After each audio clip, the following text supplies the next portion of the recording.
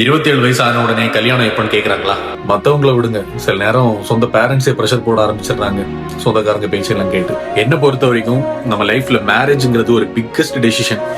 நம்ம கரியர் எப்படி பார்த்து பார்த்து சூஸ் பண்றோமோ அதை விடைக்கும் ரொம்ப கேர்ஃபுல்லா நம்ம லைஃப் பார்ட்னரை பார்த்து தெரிஞ்சு சூஸ் பண்ணணும். கரெக்டான பார்ட்னரை சூஸ் பண்ணா மட்டும்தான் அடுத்து வாழ போற 25 வருஷமோ 30 வருஷமோ ஒருத்தருக்கு ஒருத்தர் விட்டு கொடுக்காம எந்த பிரச்சனை வந்தாலும் பாத்துக்கலான்னு அன்போட அமைதியா ஒரு அழகான வாழ்க்கையை வாழ முடியும். அதுவே ஒரு தப்பான பார்ட்னர்னு வைங்களேன், கடைசி வரைக்கும் ஒரு ப்ரெஷரோட மன நிம்மதி இல்லாம என்ன ரீசனுக்கு நம்ம வாழ்றோம்னே தெரியாம ஒரு வாழ்க்கை வாழ வேண்டியதா இருக்கு. சொந்தக்காரங்க இன்னைக்கு எப்போ கல்யாணம்னு கேட்பாங்க, நாளைக்கு எப்போ குழந்தைன்னு கேட்பாங்க, அதுக்கப்புறம் எப்ப வீடு வாங்க போறேன்னு கேட்பாங்க.